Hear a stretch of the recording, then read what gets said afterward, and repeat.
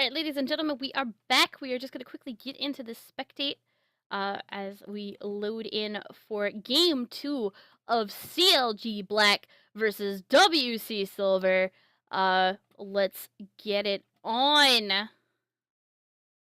As I patiently wait for my co-caster to get back. There he is. I am here. All right, Baguette. Where's your money? Whew. Where's your money? Where? Well, I do not bet on games because I'm a very conscientious person. But if I were, I would probably say that I think CLG Black takes it home again. I think it's going to be a pretty clean 2-0. There's probably going to be this emphasis on the solo lanes for Wildcard Silver. Hopefully they can turn it around if they have this kind of early game clarity. But I am still pretty skeptical because you're not up against mid-diamond players. You're up against challenger players with a lot of synergy between them. So it's going to be difficult. It's going to be difficult for WC Silver to turn it around for sure. Now, to be fair, 3 of the players on WC Silver are in Master. That's a thing, but like it's a thing. It is a thing. They're against 4, challenger players who are in 300 plus LP.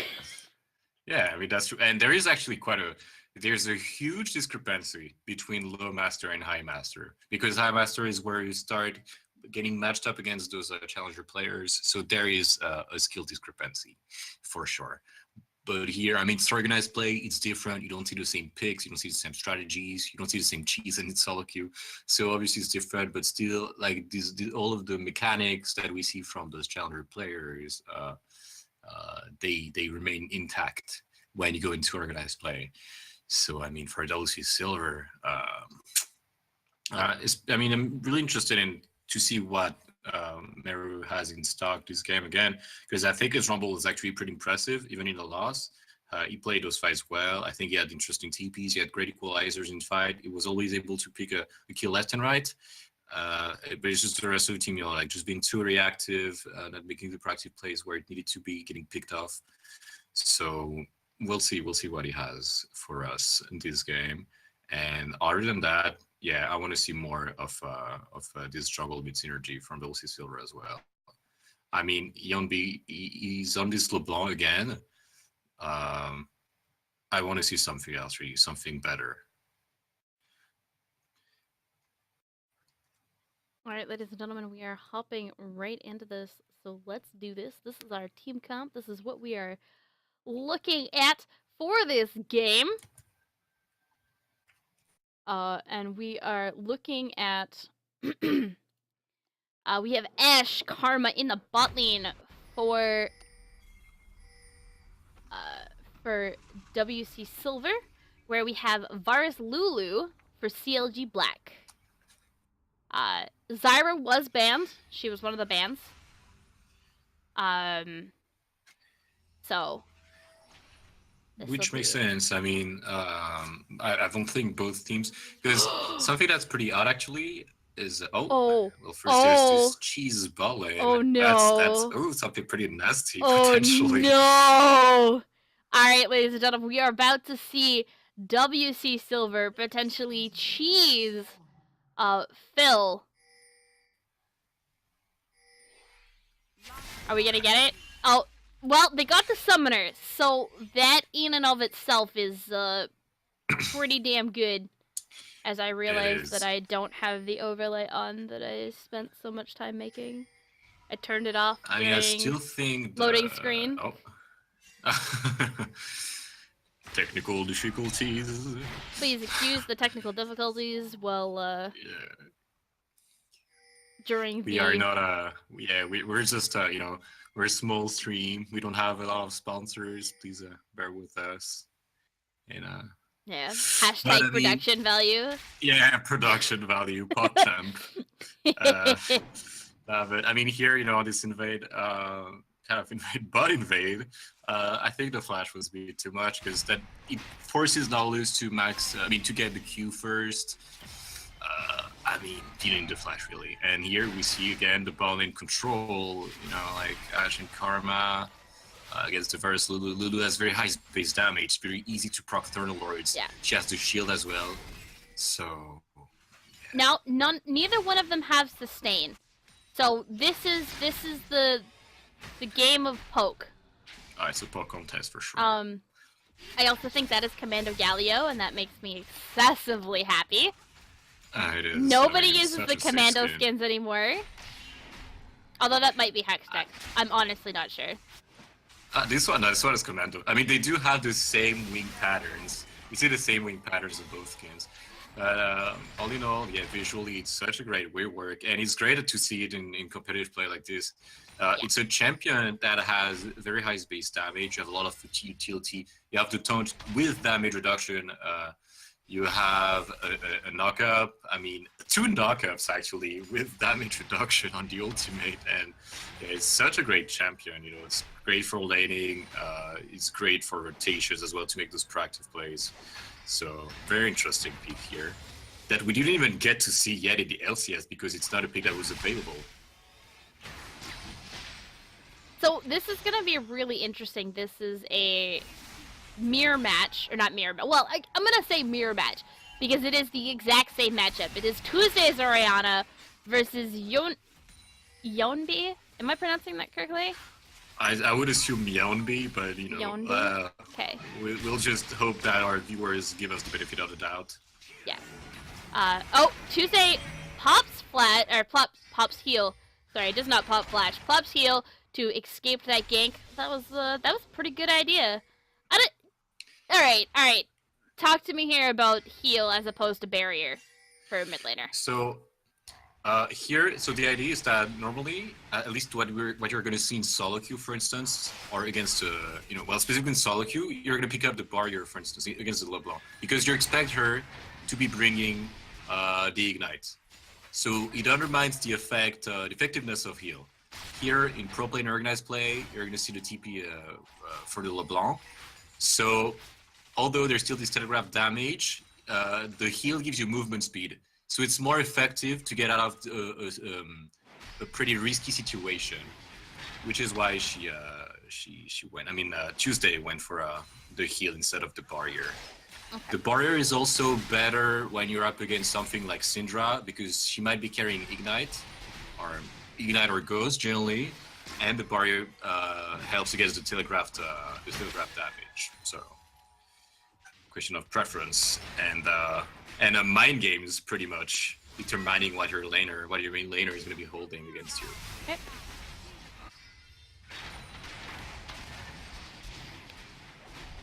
So this top lane is just them taking wet noodles and slapping each other with them. It's gonna be a it's ultimately very interesting as the directed camera keeps taking us back up there to watch them slap at some CS. But that's because, so the thing is, you have the AI control, presumably by Riot, spectating claim, right? Mm-hmm.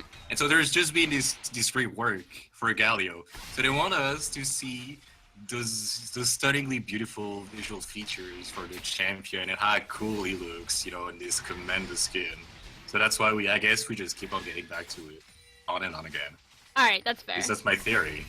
That it just enhances our production value, clearly. Exactly. Yeah, of course. I mean, it makes it so much better. I just see a pic of a tutu. Whoa, what is this Galio skin? Just open my wallet. Just take my wallet already. But more seriously, I mean, we see a pretty passive game. Then again, you would expect at least it specifically to be you see Joyo maybe making those proactive plays, and instead it's the Gragas and the Arena invading his parts of the jungle. Getting the vision, trying to steal those camps. Gragas is slightly ahead in terms of XP, slightly ahead in terms of farm, and the lanes are just pretty much at a stalemate right now. So nothing much happening, unfortunately. All right. So what is WC Silver's win condition? I would say what's interesting with their team composition is that they have pretty much a very good combo potential. You have the Galio, the Oriana.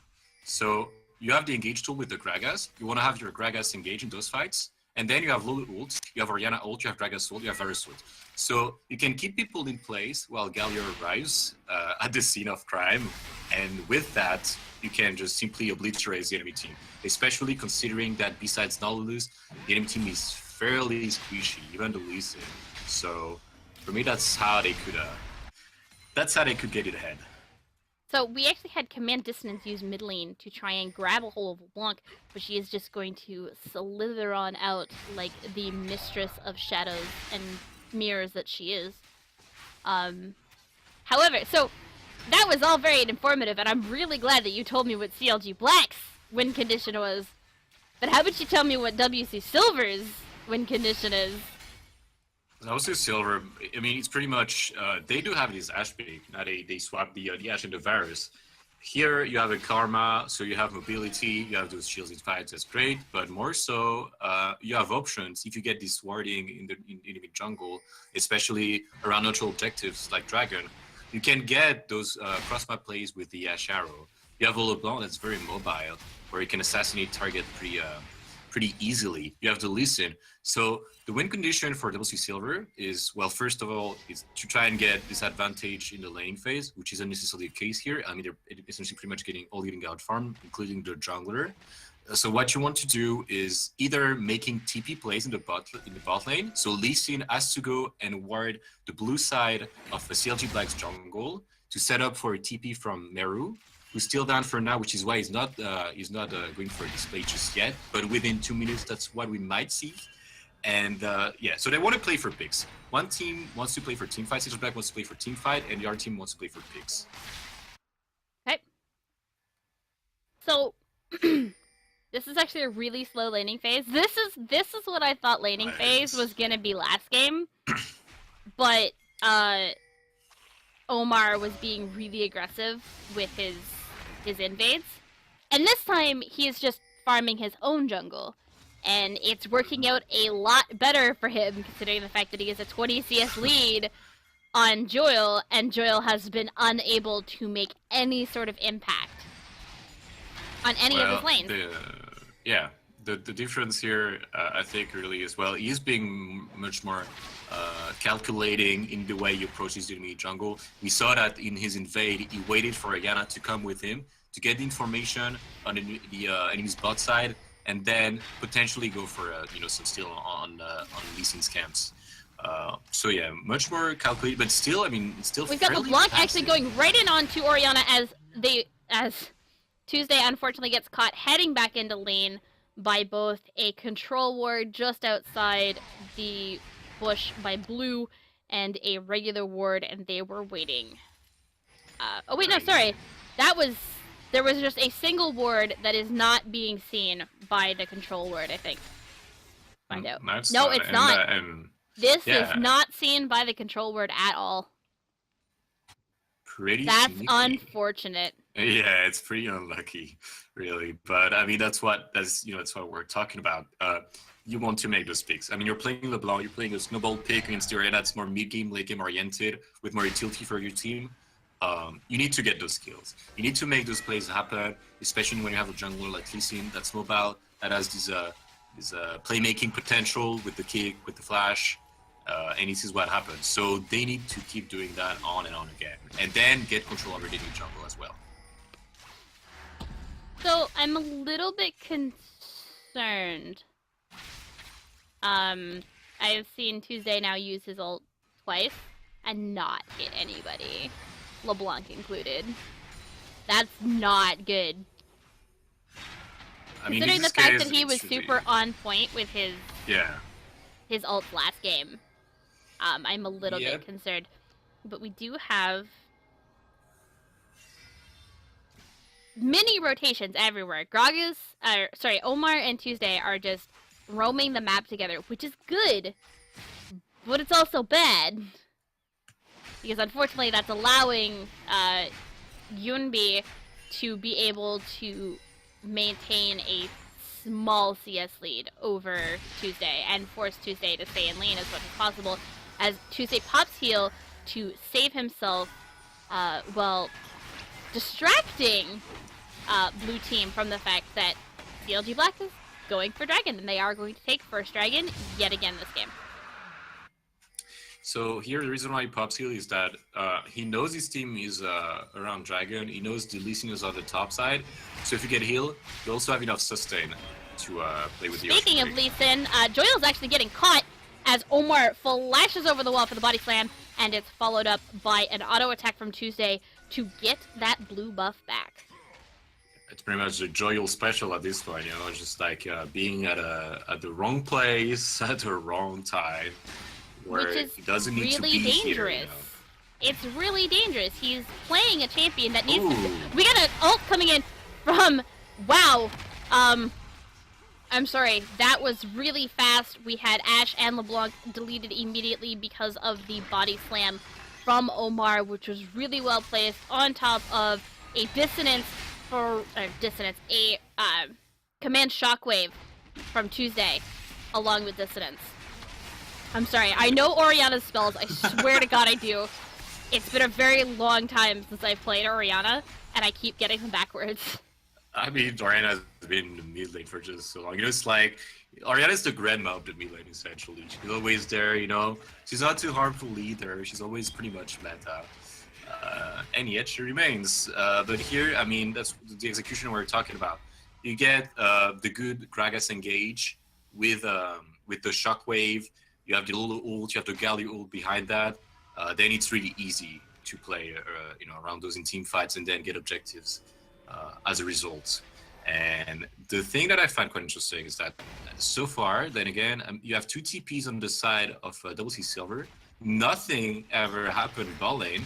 Nothing ever happened around Dragon. They didn't contest it. They didn't try to get the first turret.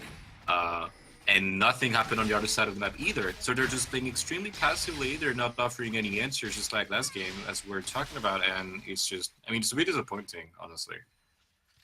I am inclined to agree. If you've got 2 TP... Oh god, the flash from the, to miss the ult, but he is actually gonna get locked up by Karma, and he is in so much trouble as the kick comes out to kill him. But we do have Bandit coming in, to try and see what he can get done. But nothing is going to get done as we have oh my god, doing the Gragas combo as Orianna picks up the kill onto LeBlanc, and they are just going to keep engaging onto this bot lane. Karma does not have a lot of health and does not have a lot of mana, which is really dangerous for her because if she can't protect her AD carry, what is she still doing in lane? But that was really well played. It was bad for Zaganox. Unfortunately, he got caught in the Karma tether. A bit overextended on this fight. Yeah, but they turned it around. They picked up another kill on Yunbi, which is really good for them. And it's good that they're trying. It's good that they're trying. Then again, it's more about Zagnox's positioning here. Would be too greedy. Try to go for the CS under the enemy turret to try to push for a turret without information. And still, we see that Fallen Bandit TP'd first, not even Meru. And they still managed to pick up the kill on Yunbi, because this time around, Yunbi didn't itemize defensively against the double. And even here, it's a triple AP threat. You don't have the Negatron Clog, you're just gonna get melted against the Gragas Orianna like this. Which I find... So I understand why. I sat down and had a really nice long conversation about... Hextech Gunblade as a good item for an assassin. We were talking specifically about Ahri, but we definitely did mention LeBlanc as well. Yes. But I don't know how I feel about it. I really don't. So the idea behind the Hextech Gunblade is that you do get a huge chunk of AP, of course, but in the laning phase, LeBlanc, you're very mobile, and sometimes you're able to do those combos they're telegraphed, but with the passive of the Hextech Revolver, and then you have the active Hextech Gunblade, you can get a combo in, add an extra damage, and then just fall back safely, which is what makes the item pretty interesting. And also it gives you sustain, because what we have to keep in mind is that 15% of the damage dealt is gained back as health. And 33% for AoE damage, but still it helps also with the sustain in lane. So that's what's quite interesting with the item. It's a very, very strong item right now for the assassins, as you mentioned. Okay. But I mean, still, you're up against triple AP. You're not winning your lane handily. It's greedy not to go for the Negatron. So this is actually a really good play from Tuesday as he flashes over the wall to escape the Q from Joyle. But if he's not careful, they are going to turn around on him. But not panicking. That's such a confidence play. Like, Tuesday did not panic when LeBlanc came in. He left the ball on top of him because that gives him more MR. On top of the fact that he does have a negative truck look. Meanwhile, Omar God is going to get caught out by the Crystal Arrow as they're rotating bot lane to continue sieging. And I think they might get this, maybe not. But Yunbi is going to take so much damage from that. They should be able to defend that, provided that LeBlanc can actually stay around here, which is the case. And that's where you see the effectiveness of the Exact Gunblade, sustaining on Krugs. But more so than that, I mean, really here, we see it was pretty much a desperation play again. It's pretty much telegraphed that very, just, you know. Meanwhile, Omar is going in hard onto LeBlanc as they take down bot tower with a great great Galio ult from Bandit. Remembering that the ult from Galio will reduce damage as Zaganox gets knocked up by the Nautilus, and he is popping heal, but he's going to get taken out by the tether from Karma to lock him down for Nautilus as they keep dueling this out. This could actually be really bad. Ash could actually pick up a lot of kills here. As Bandit flashes for flashes for Jonghoon, only to fall because everybody turned on him. I'm so sorry. I mean, it's Ash, I'm so sorry. It's just right now is, you know, it's pretty much what we talked about. Like, it's good macro against pretty much kind of this solo queue attitude where really playing for this lane pressure, and then in team fights just going for those reactive plays and seeing what's going on the map from WC Silver. CLG Black is playing a calculated game, playing well around their power spikes, around their cooldowns, their ultimates. They have great execution with those. Tuesday and Oregon have been on point with the Orianna Gragas combo.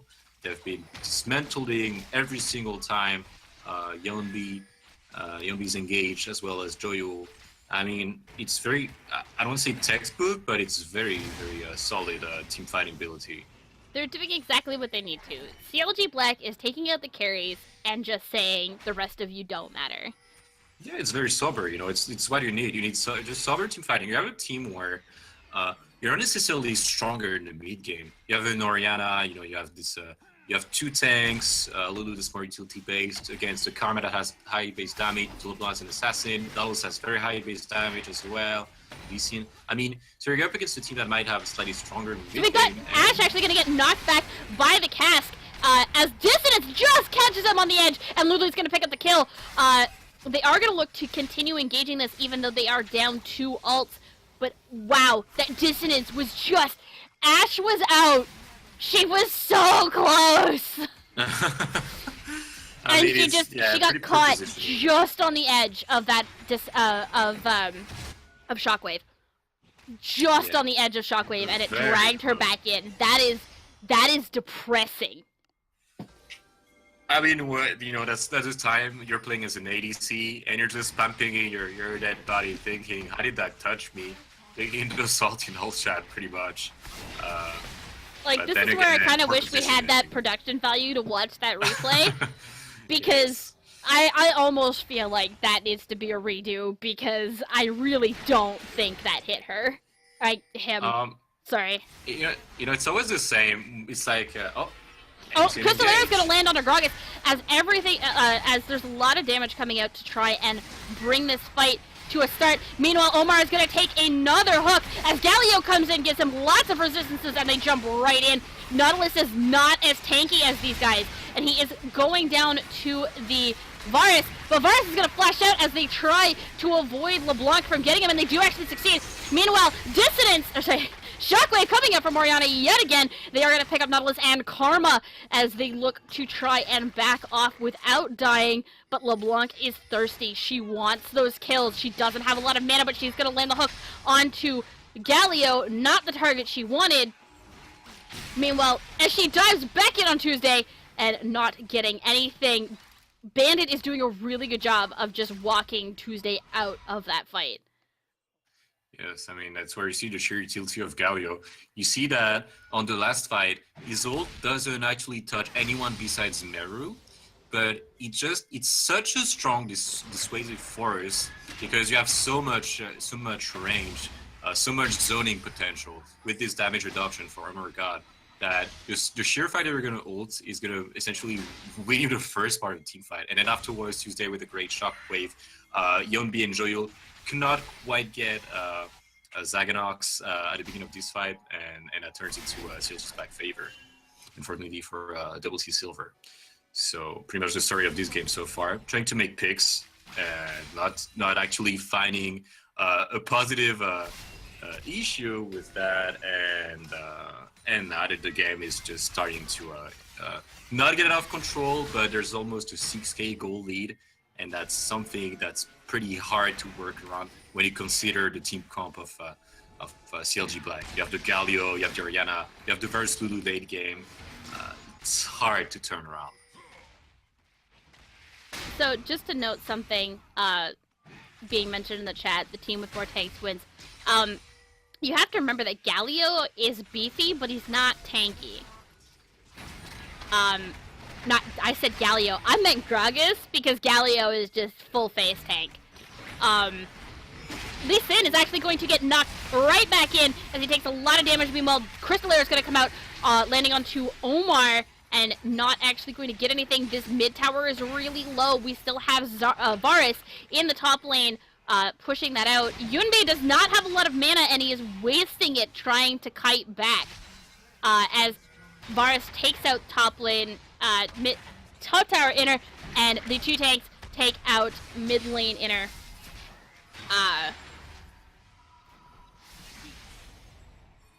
So, I mean, as I was saying, it's... Gragas is beefy, but he does more damage as a bruiser, and that is what he's being built as. He's being built as an AP bruiser. Yes, I mean, it's high base damage. You do have some form of tankiness with the damage reduction of your W, but that's it. I mean, other than that, it's really through items that you have this tankiness. And what's interesting here, I think, is that they might want to go push that bottom wave so that they can set up for Baron. So we've got Karma flashing out of the taunt from Galio as Yunbi is, or the clone from Yunbi is taking out a lot of damage. We got Nautilus being taken and just bashed around. Like, this is their tank and he's just getting bashed around. Meanwhile, we've got Nautilus and LeBlanc falling as Galio sets his sights onto the Karma and is going to pick her up. Meanwhile, we have Omar hunting down Joyo, hunting down the opposite to himself on the enemy team, and just squishing that poor boy flat. The most interesting part about this play is that, you know, that's going to be an easy Baron, but it's to think that, so they have the control of the top and the mid wave. Bottom is going to naturally push, which is where you can send Galio bot lane, because Galio has TP up, Nautilus doesn't have TP up. So you can send Galio bot lane, you can start pressuring Baron because you do have the vision, you do have this control over top and mid lane. And still, they go for this play where they force a team fight because they're just so confident in their ability to win those team fights, just out of the fact that they're so much ahead already. And they win the team fight, they get Baron, I mean, at this point, it's an 11k goal lead. It's not exactly game over, but it's pretty close to be, you know. So, something else that we didn't mention last game is CLG's, CLG Black. I gotta mention it's CLG Black, because if I just start saying CLG, I'm gonna start calling Tuesday Hoo-Hee. And I'm gonna start calling Zaganox Stixay. But CLG Black has had great dragon control. They really have. They have had fantastic dragon control. They have taken all the dragons on the map before, you know, and it's just... and what's great, so the Ocean Drake, all in all, is not a very strong one unless you do have those 3 Ocean Drakes stacking up with each other. But in this kind of, with this kind of team comp where you have strong sieging potential, it's a good Drake. It's a good Drake, especially with this Baron buff. So you can, because actually effectively shield, you can just fall back a little to get some regen and then keep on pressuring. And I mean, at this point, they're so far ahead that it doesn't even matter really. Even if they had a Mountain Drake right now, it would be even worse for WC Silver. And the Cloud Drake just makes it easier for them to. The Cloud Drake just makes it easier for them to rotate. So. Yeah, the extra mobility helps in catching up targets, especially when you see how Lee Sin and LeBlanc especially keep on getting caught out over and over again. So, yeah. So, what I really enjoy here is that CLG Black is proving that you don't need to be Korean to be good. Just gonna throw that out there. Just gonna throw that out there because WC Silver is a team full of either Koreans or Korean Americans. Whereas CLG Black is four American and 1 Canadian players. So wait, who's the Canadian? Who's the Canadian on CLG Black? I think it's Zag. I'd have to double. I think it's no. Oh no, wait, it's Tuesday. Tuesday's Canadian and. Hell yeah, my boy! Canada represent. The homeland. Okay, I'm sorry. Anyway, back to the game. We are sieging down bot lane tower, and I mean, CLG Black can just do this for days. Ashe is trying to fight off Bandit, but as we saw, the auto attacks are coming out, but the damage just not there. It's just non-existent. With Jung-hoon being so far behind on that Korean Ashe build, like she's nowhere near Black Cleaver. Yeah, she's nowhere near Black Cleaver, and against you, there's 2 huge tanks. What are you gonna do, essentially? You're forced to stay in the back line. There's a lot of threats with the Shockwave, with Gragas, with Galio. There's just not much you can do. No, Karma's out of mana, which isn't helping anything either. But they are trying to engage. The Nautilus is trying so hard as Tuesday is caught up by the dredge line. Varus is going to take out LeBlanc. We are going to see Ashe and Karma fall, and Maru's GA is going down. He will be dead shortly after as he is stun locked into oblivion, and they are just going to take out the inhibitor. No, CLG Black, don't do it. Don't do it. He's baiting you. No, Fields is going for that grid kill. He flashed the mastery first game. Nice, he's chasing for Lee Sin. Just the support. Warrior support just want to have this kind of fun. This is just style points at this point. CLG Black breaking their curse from last open qualifiers, and taking their series 2-0 to move on to the quarterfinals tomorrow afternoon/evening. GG, well played, CLG Black. I had complete and utter faith in you. I did not at any point believe that you were going to lose to WC Silver, regardless of the fact that the team was made up entirely of Koreans. I mean, here you see, macro makes such a difference. Here, you have a team comp that's actually weather castrated. You have a specific game plan, which is to play around your cooldowns, play around those ultimates all together, and so that you can pressure neutral objectives and direct objectives like turrets, which CLG Black did extremely well. Whereas on the other team, obviously Silver, they're playing for picks, and just like yesterday in the last game, it's like they're just playing for solo queue. It's just, I'm playing my lane, I'm trying to get some wards around the map, but I'm always going to react to what's happening around me, and then I'm going to fight. And some plays here, we see desperation plays, we see desperation fights that he shouldn't be taking, but they're taking it anyways because they're like, well, why the hell not? But that just doesn't work against a team that's that well organized. And for me here, for CLG Black, what I liked is that, so not only there's this great macro, but you also see very good individualities. You see a very disciplined, very grounded attitude from Fallen Ben in the top lane. He has good TPs, he has good engages. He's although on Galio, I assume that he didn't have much of a chance to play Galio in organized play just yet. But then you see Omar God on the Gragas, you see Tuesday on the Orianna, and they just have such a pretty synergy on those picks the ball lane is working extremely well as well, always out farming the enemy lane. So it's also very interesting that we have here in CLG Black. So the only thing I want to see change, and improve, I want to see Bandit farm better.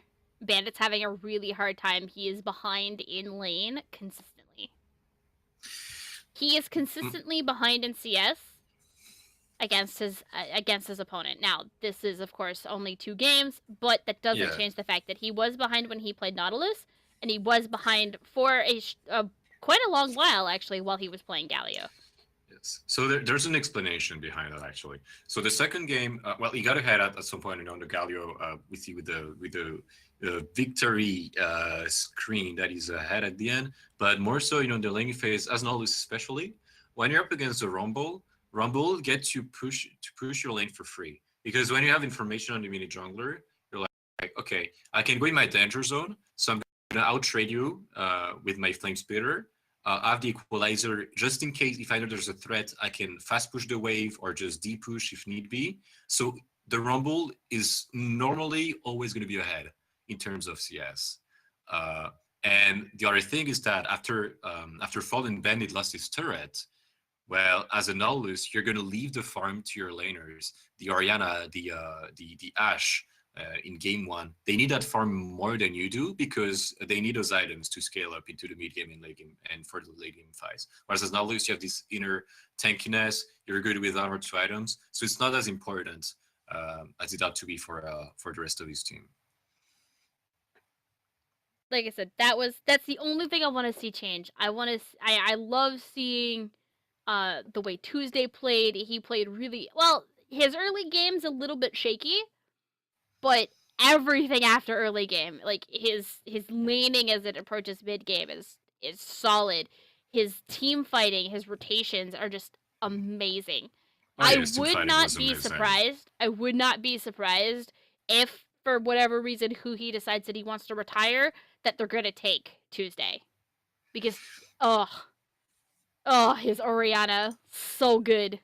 Yeah, it's crystal clear, and for me, what's interesting here is that you're in the laning phase against the LeBlanc. That's an oppressive pick. You're against a player that's highly regarded in the challenger scene in Yunbei, and you stay even and you even get a lead when fights come up.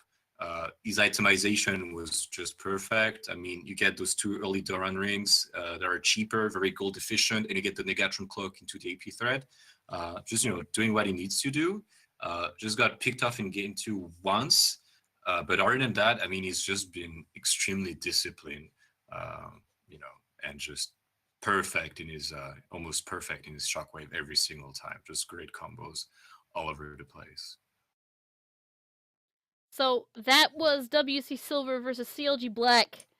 Closing out thoughts. How do you think CLG Black is gonna do moving forward? Well, I'll have to catch up, on the other teams from those open qualifiers. You have some interesting teams moving forward.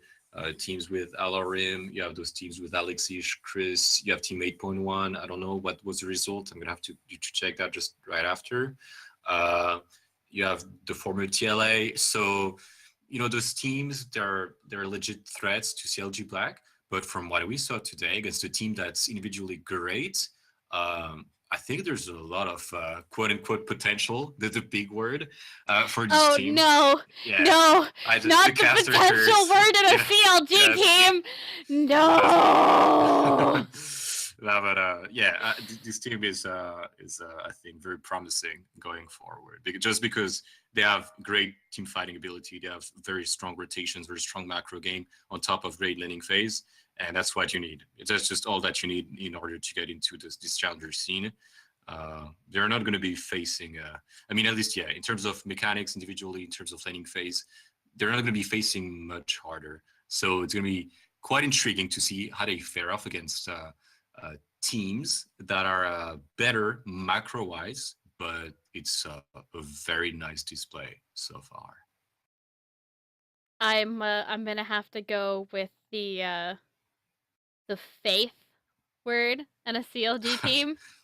Hashtag CLG faith. Let's go. I you know what? This is what it's gonna be. It's gonna be hashtag CLGB win. Hashtag CLGB win. Here we go, ladies and CLGB win. gentlemen. Hashtag CLG Black win. We're gonna take it. We're gonna see them go into the challenger scene. I will have a reason to watch the challenger scene. Yeah, I mean, if you see in comparison to teams that got through the last Open qualifiers, like Delta Fox, in comparison, CLG Black is a team that has stronger individualities, and there's more competition. There is more competition in these Open qualifiers because there's more teams, more competitive teams, but they do have a very, very good chance. And so tomorrow is going to be a very interesting display, I'm sure. So I had Place TV running, so the game recorded. That's great. And I We'll be able to see found that shockwave on Ash. Yeah. Yeah. Tip edge of the ult. Tip edge of the ult, and it dragged him back in, and Lulu just auto attacked for the kill, and it was just that breaks my heart as an AD carry main. I mean, that's where like mentally to gather and compose yourself, you're just, I mean, you're a train wreck because like, well, not only that was pretty much bullcrap to get hit by that skill shot, but on top of that, I get finished by Lulu auto attack. Yep. And you have to live with that realization for the rest of the game. So yeah, pretty tough. So pretty tough in the spirit.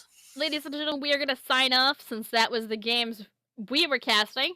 And I wish the best of luck to everybody who is going to be playing in the upcoming tournament. I am not able to cast personally because I have things to do. I have to adult. But as always, stay free and make sure you be nice. Oh my god, be nice to people in game. Please don't be assholes. Yes, if you see that kind of Ash player, you know, he gets ulted by the Orianna, he gets killed by this Lulu to attack, please be compassionate. Be understanding. That is frustrating beyond belief. Yeah, you have to cherish those people, not to put them to the ground. Otherwise, they'll just run it down mid, and it's just, just all goes downhill. Well, we're gonna sign off. I am PinkRambo, and my lovely co-caster. I am Baguette, and it was a pleasure casting these games with you. And till next time, I guess. Until next time, ladies and gentlemen, head on over to Stay Free GG3, where we have Chopsky and Esports Doug casting away for one other series. So head on over there and go check it out. Bye-bye. Ciao.